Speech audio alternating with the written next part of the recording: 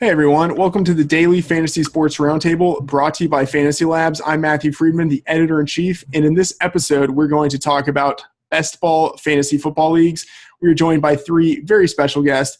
One of them is Josh Hornsby on Twitter at FantasyADHD. You can find all of his work at RotoGrinders, RotoViz, Guru Elite, and Two Quarterbacks. He's a consultant at Draft Consultants, Inc. and the proprietor of FantasyADHD.com, where he has a lot of fantastic best ball apps. He's making his Roundtable debut. Josh, welcome to the show.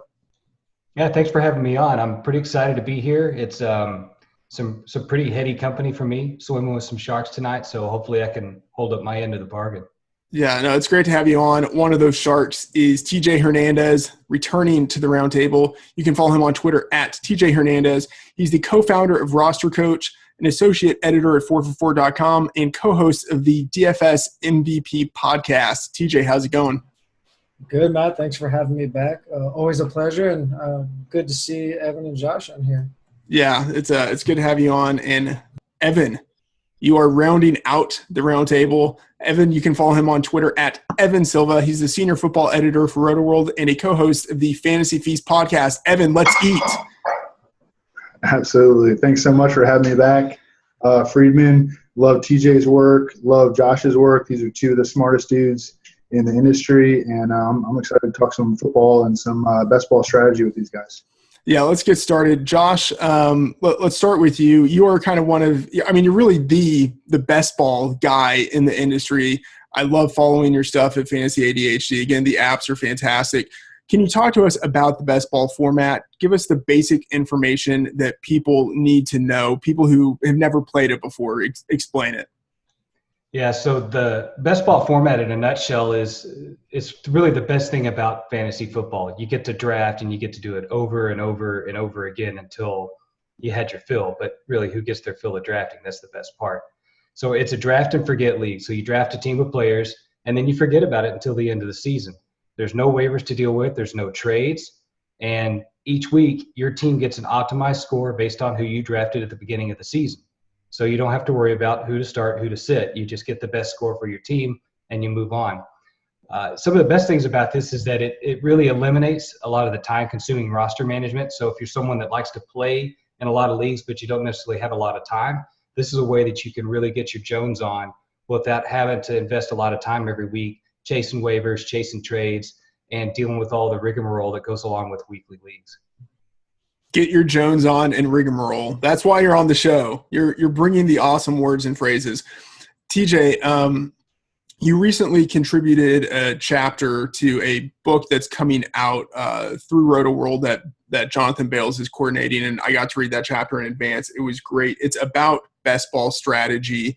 Can you talk about the differences between best ball and as traditional leagues, and specifically how those differences impact draft strategy, positional allocation, and the type of players that you look to draft? Yeah, Josh touched on the nuts and bolts of the differences between best ball and traditional redraft. And I think a lot of people kind of might balk at that idea once they hear it because they just don't really understand how the optimization works. But when you explain to them that you just kind of get to cherry pick those best weeks from all your players, I think it becomes a little more intriguing to people. But it does lend itself to some very significant strategic differences, especially if you're playing high volume, which I think most people, once they start, like Josh said, they kind of just keep drafting. And this is where we really see some differences in how you end up drafting. Just that idea of trying to maximize the profitability of a single team in redraft.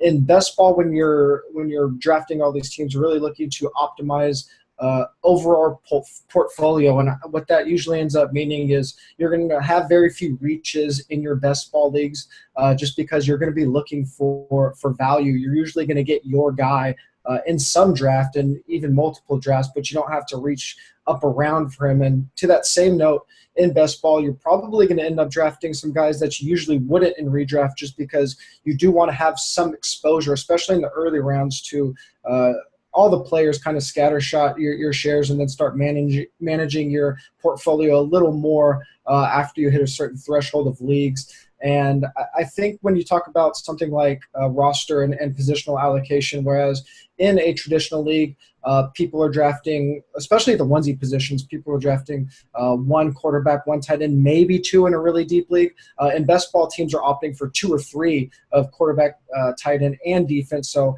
what that really does, that added demand is going to drive up the price of those positions, especially the middle and the lower tier guys, because everybody's rostering two or three of those positions. So whereas in a redraft league, maybe 12 to 15 quarterbacks get drafted, in a best ball, we're going to see 30 off the board. So some guys that aren't going drafted in a redraft, you might see them as early as a 12th or 13th round. And then the type of players that you can expect to draft in best ball, or at least embrace compared to a traditional redraft leagues, all those very volatile players, where in redraft we really value that predictability, and we're looking for players that not only have a high floor but also a high ceiling. In best ball, we're really looking for that ceiling, and we embrace that variance. You can load up on a team with a lot of high variance guys. Kind of the classic example is like a Deshaun Jackson type. He's a nightmare start-sit throughout a redraft season, but when you get to cherry pick those boom games, like I mentioned before, those high variance players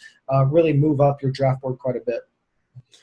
TJ, I have a follow-up question on this. Where do you think the point is, I guess the threshold, where you move beyond playing in just a few best ball leagues to playing in enough where you need to start thinking in a portfolio type of way?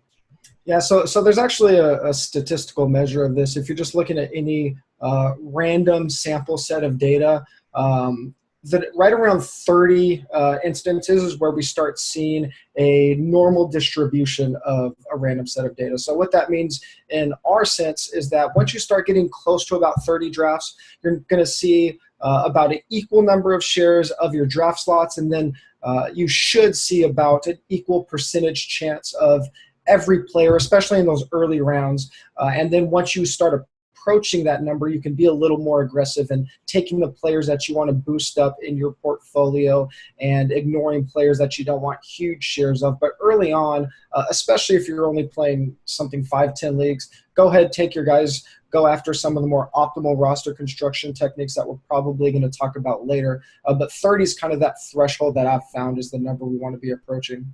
Mm-hmm. All right. So, Evan, you play in a lot of leagues. I don't know how many, but I think it's a lot. And exposure, ownership rate, it's really important when you're having sort of like a portfolio approach. How do you think about overall exposure in your portfolio in any given draft? So how do you balance value versus exposure? I mean, for me, I'm fine just hammering a guy if I really think that he's going to beat his ADP, and he keeps falling to me in what I consider a value area of the draft. Just hitting the draft button over and over again on that same guy and embracing the risk that accompanies it. I mean, I'm probably never going to have over 50% of a certain guy just because every draft is different. And, I mean, 50% of exposures just doesn't really happen to you when you're playing really high volume. But I'm willing to push the limit. Like last year I hammered Mike Wallace in the 14th and 15th rounds, and I wasn't going to stop drafting him there just because I had high exposure to him. The year before I drafted Doug Baldwin in that same range as much as I possibly could, and I wasn't going to just stop drafting Doug Baldwin that year because I had a lot of Doug Baldwin. I mean, your highest exposure players tend to be middle and late round picks anyway, and so you can afford to burn picks in that area of the draft. That's just something that you can get away with, I think. This year, my highest exposed players are Deshaun Jackson at 40.8%, the Steelers and Titans defenses at 36.9%, and Carson Palmer at 33%. And in MFL 10s, Deshaun Jackson usually goes 6th, 7th round. Steelers and Titans defenses go 18th through 20th rounds, and Carson Palmer usually goes 12th through 14th rounds. You know, so those are going to be my highest exposed players. You know, I'm not going to be able to get David Johnson or Le'Veon Bell in every draft. I would love to, but that's not going to happen.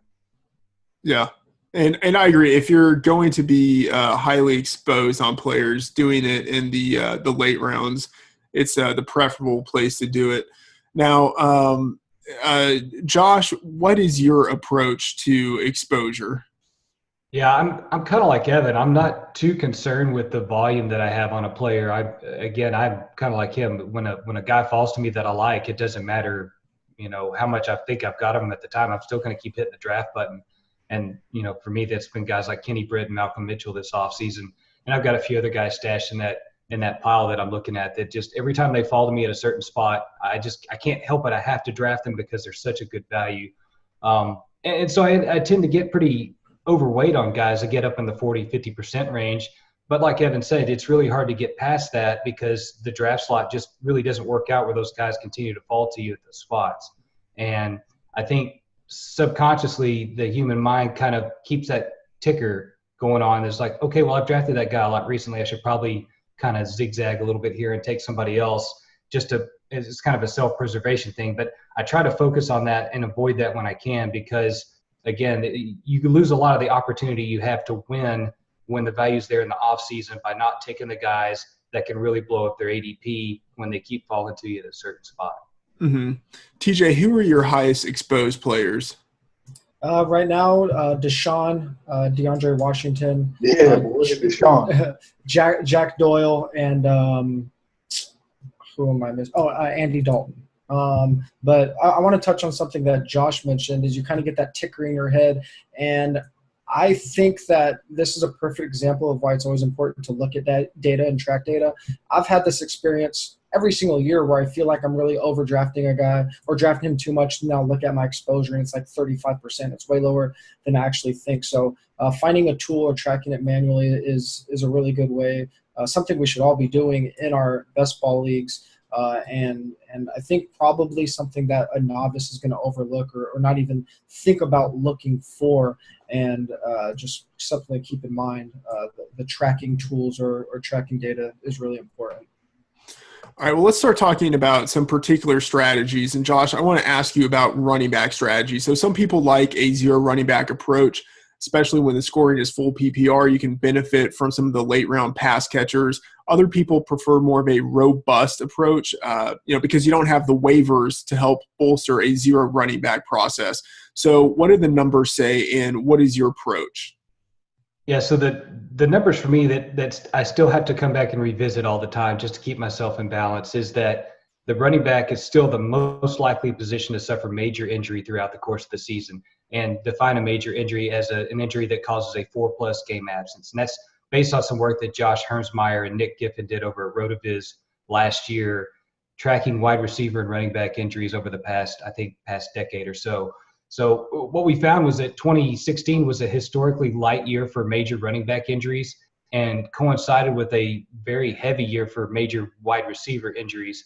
And because of that, I think there's a real awesome buy opportunity here at the running back and wide receiver position, in that it's a great year to go zero running back, but you want to be careful and not do the pure zero running back approach that Sean Siegel first posited back in 2013, where it was wait on running back until the 6th round and then start hitting those guys. You can't really do that in best ball because you don't have waivers to save your butt in the event that one of your guys gets hurt. So what you need to do is probably very early on chase some volume. And chasing volume means you need to look at an elite guy, like somebody like Le'Veon Bell or Jordan Howard or LaShawn McCoy, and try to get a guy in the late first, early second round, let's say if you can, or even in the mid-second, that you feel is going to have a pretty heavy workload, and then move over to your wide receiver heavy approach and come back to that wide receiver position. I'm going to advocate probably in the 5th to 9th round and hit it really hard at that point, because I feel like at least this season, the 5th to the 9th round offers a lot of value at the running back position. You have a lot of players at that point that can blow up their ADP and become a workhorse in their offense. And I'm talking about guys like Eddie Lacy, Mike Gillislee, Spencer Ware, and try to think of a couple of other names offhand. I can't right now. But Ty Montgomery. Perfect. Ty Montgomery is a perfect guy in that instance. And so those are the guys that you really want to go hard after, in my opinion, in the 5th to 9th rounds, and load up your roster with those running backs, and then come back and hit your running back, your tight end, your quarterback later on. That's kind of the modified best ball zero RB approach that I've been using this spring, and I feel really good about it. My rosters, I feel like when I get to the end of the draft, I'm really happy with them. Part of that approach also is that I'm not drafting running backs after the 13th round, because in my opinion, those are your dart throws after that point.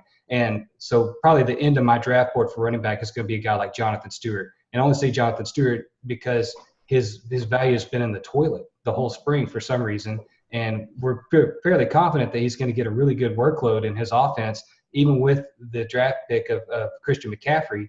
So at that point, I feel like if I can get a 200 to 240 touchback, at that point, I'm going to draft that guy, and then I'm going to call it quits, because after that, I'm throwing darts, and I'm probably not going to have much luck striking gold.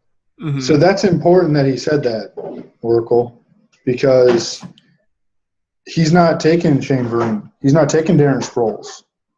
He's not taking Chris Thompson, or Jacquizz Rodgers. I mean, to me, like I like all those backs as my RB4, my RB5 after I get some good RBs in the top, in the single-digit rounds. What is your feeling on that, TJ? I mean, do they just not provide enough upside? Because every year Darren Sproles is a top 30 PPR back.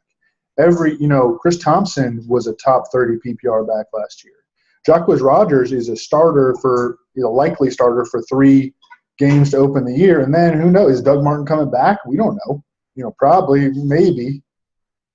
So what is your feeling on that, TJ? I thought that was just a very, very interesting statement. Yeah, I mean, historically as a group, those guys after the 13th round aren't going to hit. But again, we're looking at a huge sample size there. I think that to both of these guys' points, it depends if you have a couple of guys in your back pocket, how you're going to approach those middle rounds. For me, I'm fine taking both Sproles and DeAndre Washington specifically. So when I'm formulating my draft strategy going into those double-digit rounds, if I'm at my 4th running back, I know I can hold off on, say, that 9th round running back because I'm pretty much always going to take DeAndre Washington around early or have Sproles sitting there in the 14th or 15th round. But it comes down to your comfort with player evaluation. If you don't have that guy in your back pocket or you don't trust yourself on that projection, then go with Josh's strategy. I'm a little more confident in those guys and willing to take the risk more often. Even just having 2 or 3 guys is going to change my overall strategy. Josh, go ahead. Yeah, sorry, Friedman. I just wanted to hop back in there real quick because I thought Evan and TJ brought up some really good points about having guys in your back pocket. And it's really going to depend on what kind of player you are. If you're really savvy and you understand the depth of the running back position in the league, and you've got some guys in your back pocket like a DeAndre Washington, a Jacquizz Rodgers, and I would even say to some degree Jalen Richard or Jeremy McNichols, then you can take those guys and you can draft them late, let's say 17th to 20th round, and stash them on your roster. You don't have to go quite so heavy on that robust approach in the middle rounds. But again, it's going to depend on your depth of knowledge and your confidence, or at least reasonable assurance that those picks are going to hit. So if you're not that confident, then what you probably need to do is chase what you know and go with those mid-round picks and leave the dart throws to the guys that have a little bit more of a knowledge about the situation there. Mm-hmm. I think one of the Josh, some of the guys you mentioned there, especially like Jeremy McNichols, I think he has serious workhorse potential. And, given where he's going, and DeAndre Washington too, both of those guys are super cheap. I mean, I think they do have some running back 1 type of potential. And if they're just sprinkled a little bit throughout some of your leagues, and if they hit, that's a big swing given what they can provide to your roster.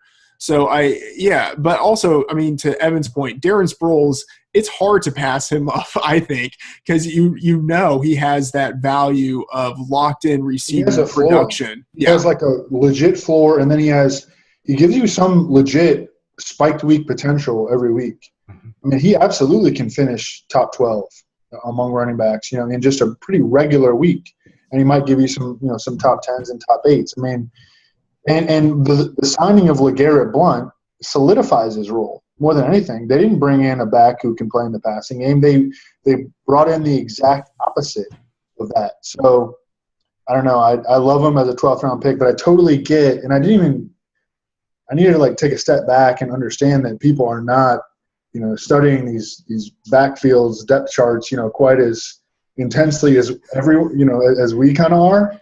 I mean, I don't know. I just kind of assume if you're playing these games, these best ball leagues, that you're real intense about this, and that you're looking at Jermaine Gresham, in the 25th round of an FFPC draft, DE draft experts league, But that's a sort of an ignorant assumption by me to make. Yeah, I mean, I think it's safe to say that most people are not as football degenerate as you, Evan, which, that's really like one of the highest things I think I could say about you. You are obviously expert when it comes to depth chart stuff and knowing the lay of the land. I thought that like Jermaine Gresham would like be on people's radar, I don't know. That's amazing. Let's talk about wide receivers. And TJ, I get this is tied in with running backs, of course, but how do you prioritize wide receivers in the early rounds? What are your approaches to consistency versus volatility? And do you look for different things in the early rounds versus late rounds for wide receivers? Yeah, I mean, I'm going to kind of reiterate exactly what Josh said about running backs, especially in the early rounds. Just kind of going back to portfolio management. What I'm looking to do in those early to mid rounds is just looking to build up a bunch of rosters with guys that have fallen slightly past their ADP. And if I have a bunch of those value picks, then that's probably going to be a very profitable play in the long run. And to an additional point, what I'm seeing a lot, and I think this is probably consistent from year to year, but anecdotally, I feel like even more so right now, is that your early round approach is really going to be heavily dictated by your draft position. So that's another reason to be playing high volume, because most people are playing high volume. So you're going to get Le'Veon, DJ, and Zeke at one. Well, not Zeke with the suspension stuff, but at 1, 2, 3, and that's not going to deviate much. So if you find yourself in that slot, it's going to come back around. You're going to be seeing the same players over and over.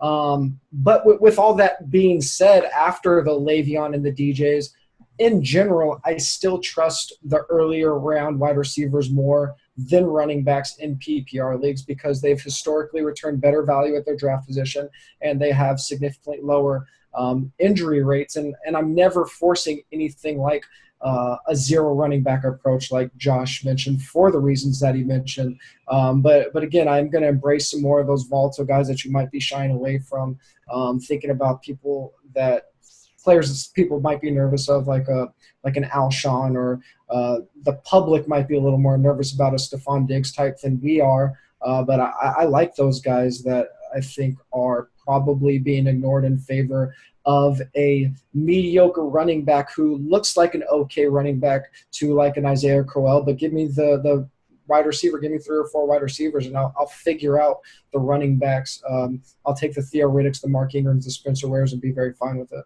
Mm-hmm. Yeah. Who are the TJ? Who are the wide receivers in the early rounds that you're finding that you're tending to draft? A few that stand out to me.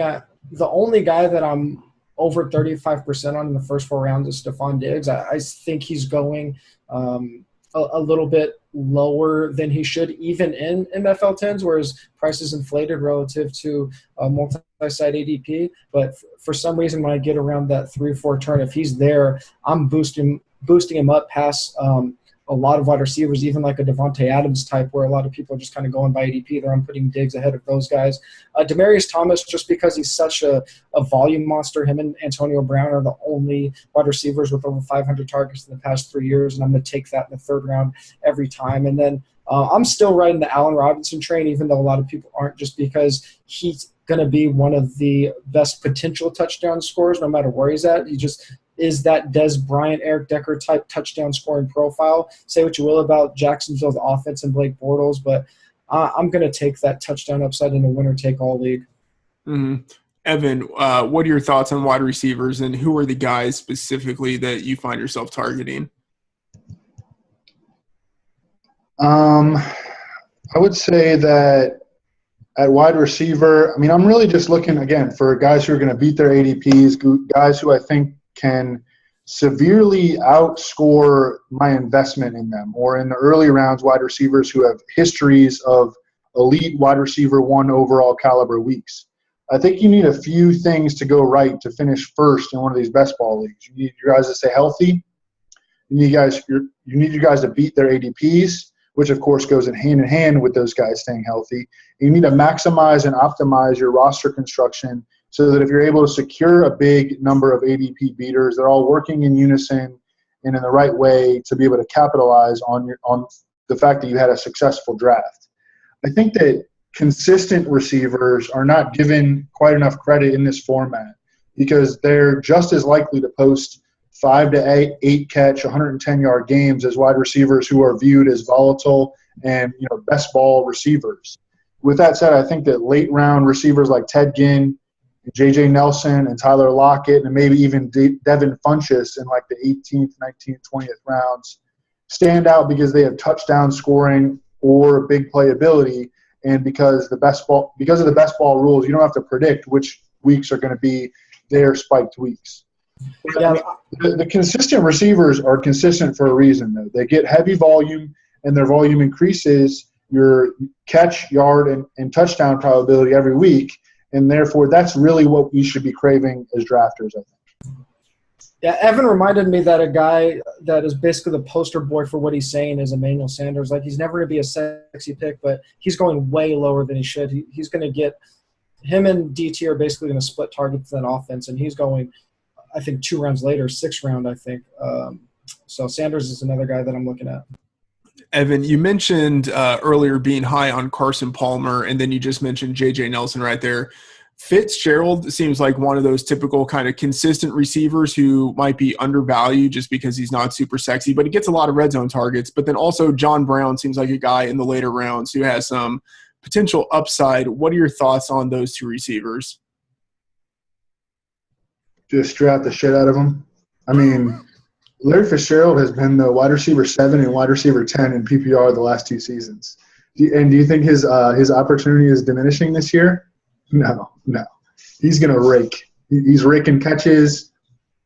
I mean, if he stays healthy, he's got a floor of like 100 catches. I mean, like, that's for real. They don't have really any other good passing game options except for David Johnson that are bankable. John Brown is really interesting because we know he can ball if everything is going his way, health-wise, and I hope that it does go well for him because this is a contract year for Smokey, and we all saw his come up, and he was an easy guy to root for, So I love all 3 of those dudes, and I love Carson Palmer. I mean, I think that this is a great buyback candidate. Everybody's down on the Cardinals' offense. I like them to beat their win total. I think that they have a great schedule in like the first 10 games. I mean, if you look at their schedule, like, wow, this cake matchup. And I think that they are going to have a really nice season offensively. And so I want exposure to them at their depressed ADPs for I don't know why. Can someone tell me why Larry Fitzgerald is a 5th round pick in these? I don't know. I don't understand it. TJ, Josh, any thoughts? People like sexy, man. Sex sells. Yeah. Josh, what are your thoughts on the wide receivers? Yeah, I mean, I don't really think I can add much over what Evan and TJ already added. I mean, that's for me. My strategy is to kind of sprinkle in some of Rich Rebar's tiers. How he tiers everybody not by what they're going to score, but by their what type they are, their archetype. And that's kind of how I build my roster. So I've got guys that are the obvious elite wide receivers, and we know who those guys are. It's Antonio Brown, Odell Beckham, Julio Jones, and I lump A.J. Green in there with those guys, even though a lot of folks don't really think he belongs there.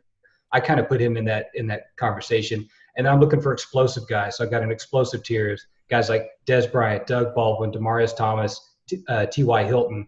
And then I've got the wide receiver ones with warts. I think we already mentioned a few of these guys, guys like DeAndre Hopkins, Sammy Watkins, Alshon Jeffrey, Allen Robinson, guys that we know that can put up elite wide receiver 1 numbers over a season or even over a course of, let's say, 8 to 12 weeks, who have some questions about their quarterback play or questions about injury history that depress their price to the point where they're a fantastic buy opportunity, and you really kind of owe it to yourself to have quite a bit of exposure to those players. And then I've got bedrock guys like Larry Fitzgerald, Jeremy Maclin, Michael Crabtree, Jarvis Landry, Stephon Diggs, those players that are going to provide that really high floor for you every week so that when your volatile guys don't necessarily hit, you've got enough of a floor play that you're not going to be totally blown out of the water with a bad week. And then obviously there's some other overlooked guys, the guys that are kind of in the back end of the wide receiver 3-4 tier that have wide receiver 1-2 potential. And I'm talking about guys like Tyrell Williams, Kenny Britt, Brandon Marshall, and we already mentioned Manny Sanders out there. So, and I also like to lump in Cameron Meredith with that group. Guys that have really high output potential that for one reason or another, and more likely it's just quarterback and offense related, that they're being overlooked. And I think if you get enough exposure to those archetypes on your teams and disperse it amongst your teams enough, you're going to have enough floor and ceiling on your rosters to where you can endure any kind of injuries, any kind of fluctuation of play on your rosters. One quick note about Cameron Meredith, and I mean, I think a lot of people know this, but transition from the quarterback position, so still really learning how to play wide receiver. And so the fact that his senior year of college, really just his second year at the position, he had over 1,000 yards, had 9 receiving touchdowns. He has a good physical profile. That's, pretty legit production for a guy who is still very much learning how to play. So he's definitely an interesting guy there. That was a very conservative description of Cameron Meredith's athletic profile, by the way. Solid athleticism. The dude is a freakazoid. Yeah. No, he's correct. Hey, so on he's a freak athlete. On a scale of 1 to Terrell Pryor, where would you put him? Oh no, he's not. He's not up there with TP, man. Nah. Evan, let's. Sorry. 0.8 TPs. 0.77. TP's at the top of the hill, though, man. He's at the top of the hill. Evan, let's talk about tight ends. So a couple of years ago, there was an article on RotoViz that theorized and did Monte Carlo simulations. And this was back in the Gronk and Graham, golden era. And it was saying that in past best ball leagues, the optimal way to draft was to try to get those 2 tight ends early and then to hit running back and wide receivers. But obviously it's a different time, but Gronk is still Gronk, and there are some other guys who are still very good. Kelsey's a guy, Jordan Reed is a guy. What is your approach to the tight end position? In every draft, I really just try to let the draft come to me. But I will usually end up devoting 2 to 3 roster spots to tight ends. I mean, no more than 2 to 3. And for me, tight ends need to be touchdown scorers for the most part. You look back at which tight ends have had top 12 weeks over the past several seasons, and often all it took was a touchdown to get them there. That's why I think this year, Antonio Gates is underrated. I mean, he's only going to play in third down and red zone situations. And although he's not going to have 100-yard games, he gives you a decent shot at a touchdown every week. 50-50 is probably aggressive, but, in the 40% range. Jack Doyle, I think, has a pretty nice touchdown ceiling. Cameron Brate is going way later than he should be because the Bucs drafted this rookie tight end out of Alabama who, everybody's seen Alabama.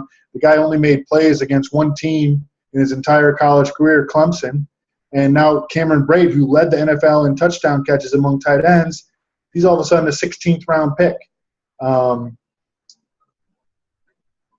I think that Delaney Walker and Martellus Bennett in the 9th and 10th rounds are in great positions to score touchdowns this season, even if Walker loses a little bit of volume this year. But Marcus Mariota has been the NFL's best red zone quarterback over the past 2 seasons, and Bennett is now playing with Aaron Rodgers. Guys who I would gravitate away from a little bit in terms of being aggressive about would be Zach Ertz and Eric Ebron because they've never been touchdown scorers. But with that said, Eric Ebron should see an uptick there this season. And Rob Gronkowski, of course, is the ultimate touchdown scorer, and he has his lowest ADP in years. And so he's definitely someone that I'm willing to target in the middle to late second round. But it really comes down to touchdowns at this position for me at tight end. Mm-hmm. Josh, what are your thoughts on tight ends? Yeah, I'm kind of in the same boat with Evan. I'm going to let the draft come to me and dictate, what tier of tight end I'm looking at. And he mentioned a lot of the guys that I've been real heavy on this year, namely Cameron Brate. And for all the reasons that he already mentioned, Cameron Brate's going to be the tight end one in his offense despite the draft pick. And we've already gotten reports out of their minicamp that he's owning the slot. So if he owns the slot and he's effectively having all the lid taken off for him by Deshaun Jackson and Mike Evans, who else is going to eat in the middle of the field but that dude? He's primed for another tight end 5 or better season. So, and right now he's going in looks like about the 15th round. So, I mean, how can you pass that up? Even if the draft comes to me and I've got room for a third tight end, I'm going to be looking at that cat. Some of the other guys that I'm looking at, especially if I'm going to go late tight end, kind of streaming tight end style in a best ball draft, I'm going to be looking at guys like Austin Seferian-Jenkins, who has a big target volume vacuum that he's walking into. Looks like he's recommitted to football. I think he's probably like an ideal YOLO pick in these best ball drafts just because he's free effectively and he could walk into, let's say, a top 12 tight end situation if they'll throw him the ball, and I think they will. Evans already mentioned Jermaine Gresham. That's a guy I've got a little bit of exposure to earlier this offseason. I'm a little bit concerned that with the re-addition of John Brown to that offense, even though he's primarily a deep threat, that he and Larry Fitzgerald could kind of cannibalize some of the work that Gresham got late last year. So if John Brown isn't right for some reason, then Gresham is a perfect arbitrage play on the John Brown pick, in my opinion. And then another guy, or actually a couple guys I'm looking at if you want to go super late, are like A.J. Derby in Denver, and I'm also looking at Seth DeValve in Cleveland. And those are guys that kind of showed out super late last season and looked to me like with another year in that offense that they could hop up and be like a top 15 tight end at an effectively free price. So those are some of the picks that weren't mentioned earlier that I'm looking at if you're looking to go super late on tight end. Josh, the one guy drafting Seth DeValve in best ball leagues. Before Josh was like, well, we don't even really know who Shane Vereen is. And now he's like, oh, Seth DeValve. I'm like 30% exposed. TJ, I think one of the big questions for tight ends is what people are going to do in rounds, let's say like 3 to 7, where there are some really respectable tight ends there, but you might not want to pull the trigger on those guys because there could be arbitrage plays, good values later in the draft. So how are you approaching some of those tight ends in the middle rounds? I need anywhere from in like the first 6 or 7 rounds. I usually want to see a guy falling probably a full round past his ADP to pull the trigger on them, just because you only need to start one guy, and we're still in a race to like fill that flex spot. That's something that people always forget about. And if I can get a 4th receiver in that flex spot, I'm always going to be way more excited than having a tight end there. And I know we're not picking the flex, but it's optimizing for you. And if you can get a bunch of top 20 receivers, I think you're just going to be way better positioned than investing in a position that's just inherently volatile when you could get guys like we've mentioned, Jack Doyle and Cameron Brate, that are probably going to some kind of like Frankenstein their way to some really good tight end 1 numbers. So given all that information, I usually have a pretty hard time pulling the trigger unless those guys fall significantly further than they should. One guy that is probably a very unpopular pick, it'll probably be my most unpopular mention on this podcast, is Coby Fleener.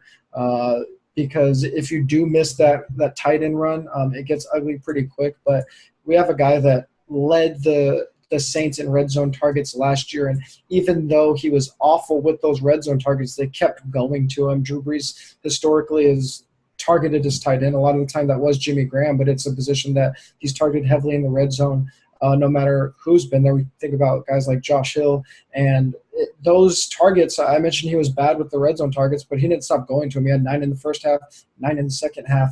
And I don't know that there's a player that's really going to steal those red zone targets away from him. So again, when we don't have to pick the weeks that he scores, hopefully he goes back to his mediocre self instead of his god-awful self, and you get some more points. I was talking to a Saints beat writer earlier this offseason, and I was like, what's the deal with Fleener?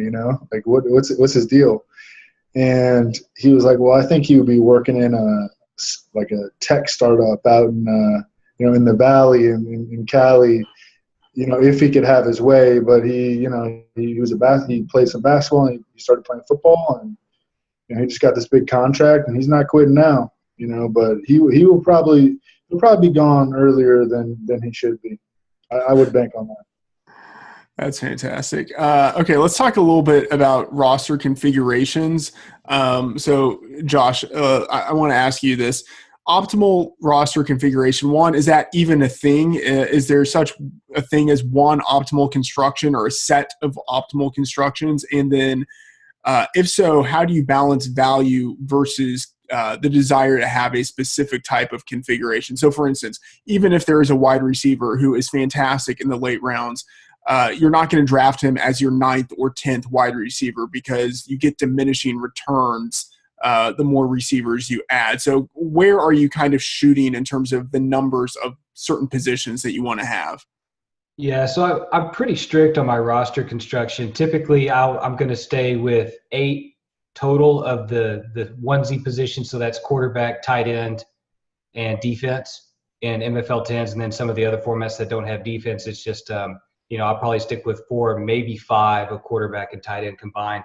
And the reason that is because you can only start one. So at a point, you do reach those diminishing returns if you have, let's say you load up 3, 4, 5 at one position at tight end or quarterback. At some point, you're just not going to get anything else out of those guys. And you're better off allocating those resources toward another position like running back or wide receiver. So we talk about optimal configuration. So I've got 8 total at running back, at quarterback, tight end, and defense. And then I'm going to be looking to split the other 12 positions between running back and wide receiver. And typically I'll go either 5-7 on that, or I'm going to go somewhere like a 6-8. If I'm going to err on the side of caution, I'll only go with 6 at the onesie positions. And the reason I try to stay between like 5 and 6, 7 running backs, and then also, between 6 and 8 wide receivers is I don't want to get too overweight at any of those one positions either, to the point where I have diminishing returns at those spots. Because if you draft 9 wide receivers, 10 wide receivers, at some point, you're just not going to get anything else out of those positions. Then you could have gotten by allocating those resources somewhere else. So as far as like just one optimal, I'm going to stick with the 8 at the onesie positions and 12 at running back and wide receiver.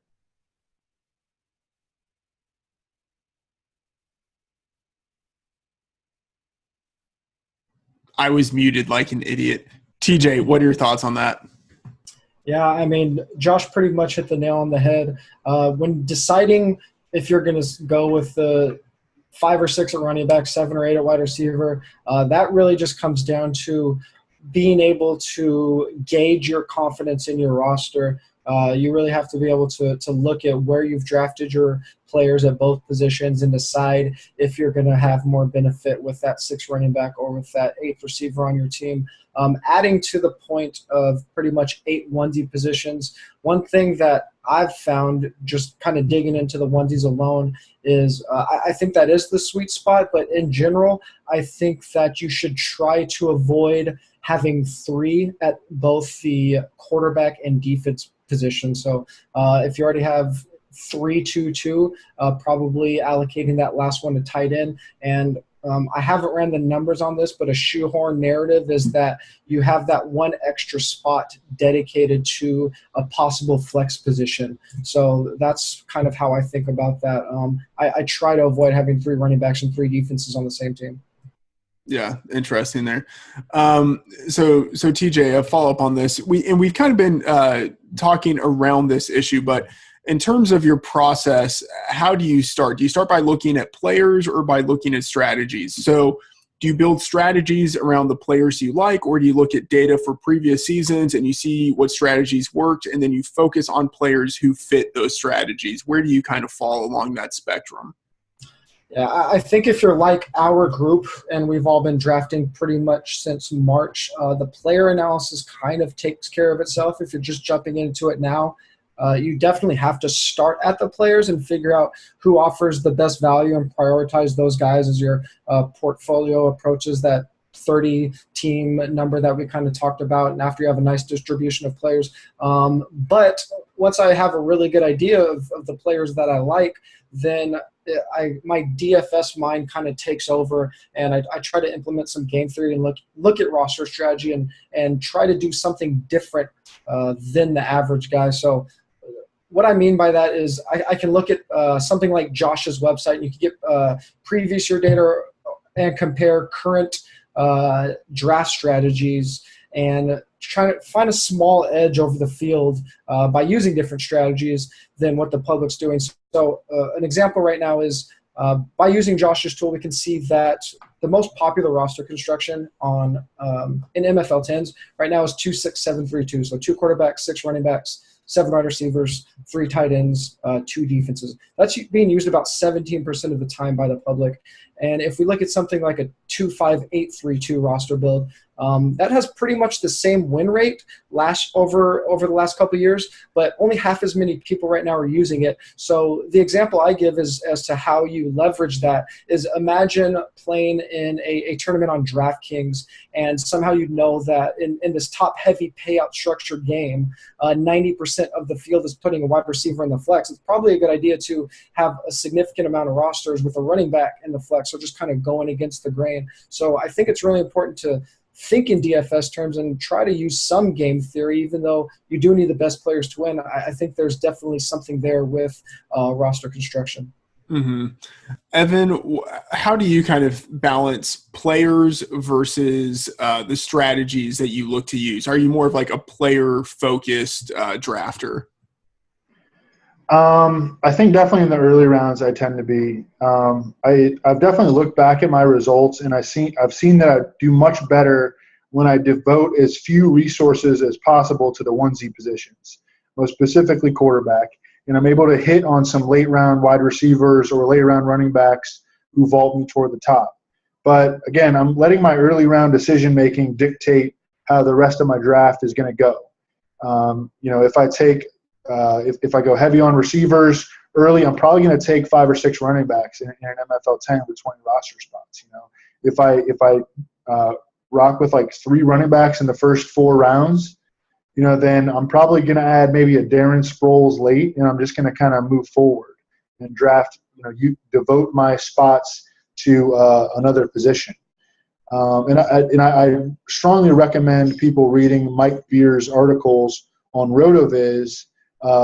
Specifically about roster construction, because I don't think that anybody has put more work into roster construction than Mike Beers has over the past couple of years. Mm-hmm. All right, Evan, a follow-up question on this, specifically about how you think of Bestball within your total fantasy football portfolio. So, you do Bestball leagues kind of throughout the offseason. I'm assuming that you still might be in some traditional leagues, and then you play DFS. I tend to think of Bestball as DFS practice, but that just might be my perspective. How do you think of Bestball within all of the fantasy football contest? Yeah, so I think of Bestball leagues as practice for me for both DFS and season long. We can get a really good idea about where popular sentiment is valuing certain players, and we can apply that to our season-long drafts and especially to early season DFS from an ownership percentage standpoint. We know who people are on entering week 1. We know who is this year's Amir Abdullah, who had an amazing preseason, and everybody's talking about them, and everybody wants to play them in week 1 after they, average 6 yards per carry in the preseason. And I love drafting best ball teams because it helps me keep tabs on where the herd is moving, and I think it makes me a better fantasy player and therefore a better fantasy analyst. My specific portfolio for best ball leagues has grown every year because it's a really convenient and low responsibility way to draft. And I'll probably end up this year in the 10 to 20% range in terms of how much I put into best ball league versus about 10% season long and 70 to 80% DFS. Mm-hmm. Josh, how do you think of best ball within the context of all the fantasy football games? Yeah, for me, it's dominant in my portfolio, and that's for a couple of reasons. Mainly because I'm a busy dad, so when it gets to be football season on the weekends, I don't have time to put DFS rosters together. I don't have time to do that grind, and I know a lot of guys do that grind late at night, overnight, and get things ready for Sunday morning. But unfortunately, I don't have that kind of time. But what I can do is I can draft the shit out of some best ball leagues in the spring and summer. When I'm looking at my phone for 5 minutes, I can make a quick pick and get on about my business. I don't have to really grind on anything. And like Evan said, you have the ability over the course of the spring and summer to build up that core knowledge of where the crowd is going with their player values, so that when you do get to your season-long leagues, you can smoke those dudes because you already know what ADP is.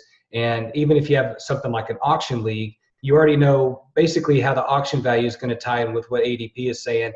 And you've got an idea what the cheap guys are going to be in your auction that you can get for $1 based on what their ADP is and what you've been able to take those players at late in the best ball drafts. So for me, best ball has become very dominant in my portfolio because it's easy and because it doesn't take much time. And because mainly I can't do DFS like I used to. So I have to kind of pivot and get my Jones another way. And best ball is an easy way for me to do it.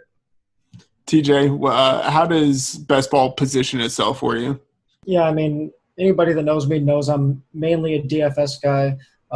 So just from a monetary investment standpoint, even if I was the highest volume best ball player on my fantasy league, it's still going to be a fraction of my DFS investment. So I just kind of look at it like Evan does. I look at it as education, an investment in education with the potential for a nice Christmas bonus at the end of the year. I mean, if you're winning 10% of your leagues, then you're profiting. And hopefully, I do this for a living. I hope I'm in the top 10% of fantasy football drafters.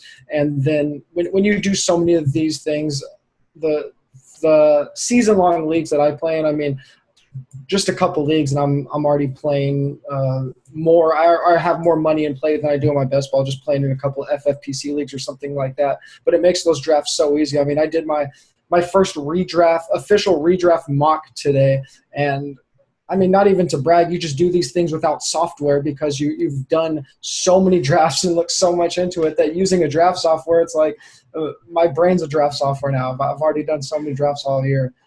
So yeah, kind of to both Josh and Evan's point, it's education, and it forces me to really dive into NFL strategy year round. All right, so one of the final questions here. As we are recording this, training camps are going to be starting soon. There are going to be a lot of newer players who start to join best ball leagues as the preseason rolls around. There's going to be a lot of movement in ADP, especially as we get camp reports. So, Josh, let's start with you. Who are a couple of players you think are going to see big movement either up or down in ADP? And then who are the players you think deserve to have big ADP movement? Yeah, so a couple of the guys that I see are going to have the big ADP movement are probably going to be quarterbacks, because as you get the more casual players into the best ball leagues, they're going to take the guys that they know and that they've taken in their traditional redraft leagues, and that's quarterback, and they usually go pretty early on that. So I think guys like Matt Ryan, Derek Carr, guys that had a really good season last season are going to be fresh on these guys' memory, and they're going to creep up draft boards and make a lot of other guys affordable. Guys like Russell Wilson, who, for all intents and purposes, had a crappy season last season because he was injured for half the year. And right now you can get him in the 6th round, and it's possible he could fall into the 7th or 8th round as some of these other quarterbacks start creeping up the board. So that's a guy that I'm invested heavily in, and I'm looking to acquire even more of as drafts start to kind of skew into more of the casual player. Some guys that probably deserve a little bit better ADP, and I'm looking at players like Demaryius Thomas, a guy that could feasibly see 160 or 170 targets in his offense this season with Mike McCoy back at the OC position. That guy's bubble screen god, and he's got bubble screen god offensive coordinator back in the fold. And I mean, those guys make music together. So how could you not want to take that guy in the 2nd round? I mean, it's everything I could do to avoid that and wait until the late 3rd, but I do it. I think that's a player that's going to get quite a bit of run from the expert crowd versus the casual crowd.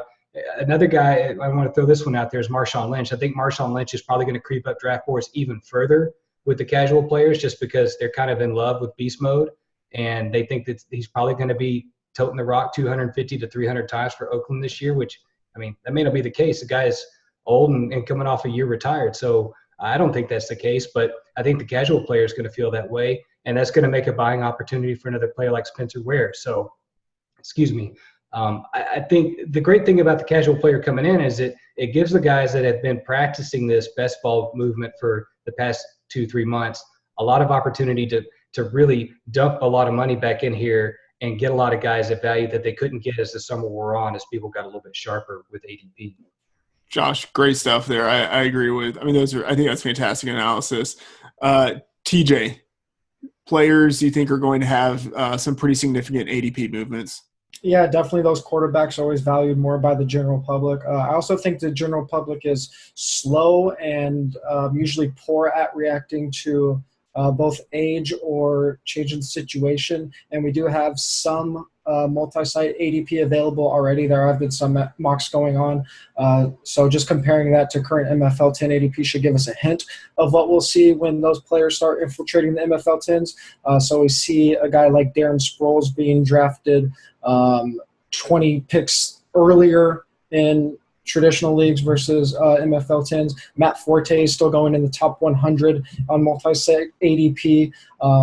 Spencer Ware is being picked 20 picks earlier on multi-site ADP. Mark Ingram, Jamal Charles, all these guys going earlier than we see in MFL 10s. And then on the flip side, players that guys are going to be a little more unsure of that people like us are higher on. There's been some buzz around Alvin Kamara amongst the fantasy community, so he's way higher in our circle than he is in the public. Devin Funchess is going a little bit earlier, even though he's still really free. Willie Snead is a guy that's going way earlier in MFL 10s than he is in public leagues. Pierre Garcon, Tyrell Williams, DeAndre Washington are some other guys that we're higher on than the general public is.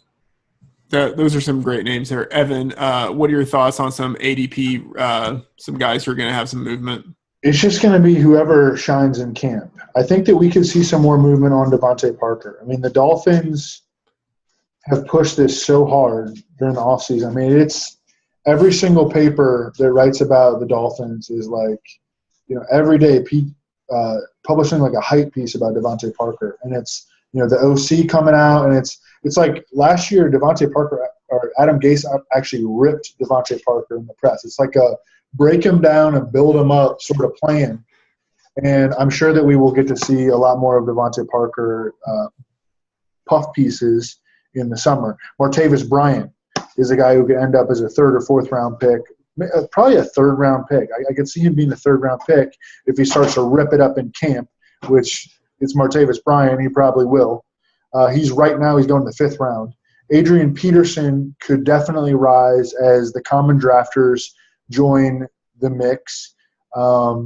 That's an identifiable name. Although I think that people are just in general down on Adrian Peterson, too much so, I think, because of his touchdown upside. Derrick Henry is a size speed freak who is pretty clearly behind DeMarco Murray on the depth chart right now for the Titans, but he's also someone who's definitely guaranteed to generate a lot of excitement this preseason. I mean, he did it last preseason.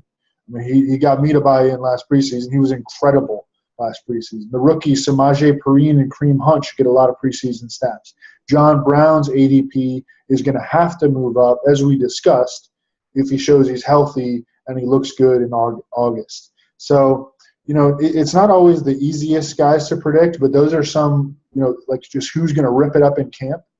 But those are some of the guys that jump to mind for me. Guys, this has been a fantastic conversation. I want to get your closing thoughts on best ball leagues. Anything you have to say? Josh, let's start with you. I mean, for me, it's really the most fun thing I do in fantasy football, pretty much, just because, like I mentioned earlier, it's draft and forget, and that works great for me. I do have ADHD, and a lot of times I'll forget to manage my weekly leagues. I kind of suck at that. So the best part for me is I just draft a bunch of guys and then let them go do their thing and come back 16 weeks later and count my dollar bills. So really, if it's a time thing for you guys to play fantasy football, then I highly, highly advocate just drafting a lot of teams and not worrying about it for the rest of the fall, and then just go watch football and enjoy it and see what happens at the end of 16 weeks, Yeah. TJ, closing thoughts. Yeah, make sure you get familiar with the pre-draft, and if you plan on going out drinking, don't do what I do and pre-draft a fourth defense in one-year leagues. Also, you still have time to get enough volume in where you can still build a pretty nice portfolio, even if you haven't joined one Bestball league yet. I think they run up until 2 weeks before the season starts. So you can play 3 a week and still get a decent-sized portfolio and get the experience that we're talking about. Evan, words of wisdom. Just one little rant. I would say that one thing that bothers me when people talk about best ball league specifically is when people will refer to late round players as being free in the draft. They're not free. the guy is free, people will say, but really no one is free when you're trying to maximize the scoring potential of each of your roster spots with only 20 spots available in your typical NFL 10 or NFL 25. And guys going in the 13th or 15th rounds are not especially free. I think that that's actually where leagues were won. You know, that's where you get the 2015 Doug Baldwins. That's where you get last year's Mike Wallace's. And that's who will vault you to the top. I mean, those are your ADP beaters that you're looking for. You know, I don't view these roster spots late in the draft as free because there's an opportunity cost to each one. And, you know, you want to have a calculated plan with each of your picks, even if it's Devin Funchess in the 20th round. You know, I think Devin Funchess could score 8 touchdowns this year. You know, that's your thinking behind each guy. And it's not just, you know, oh, I'm going to go, you know, draft this guy who really doesn't have any chance because I want to maximize each one of those roster spots because no one is free. You know, we're not punting roster spots in a 20-man roster spot league. You play to win the game. Yeah. All right. Guys, this has been a lot of fun. Thank you for being on the show. We've been speaking with Josh Hornsby, TJ Hernandez, and Evan Silva. You can follow them on Twitter at FantasyADHD, TJ Hernandez, and Evan Silva. And you can follow me on Twitter at MattFTheOracle. I'm Matthew Friedman, and this has been the Daily Fantasy Sports Roundtable brought to you by Fantasy Labs. Thanks for tuning in.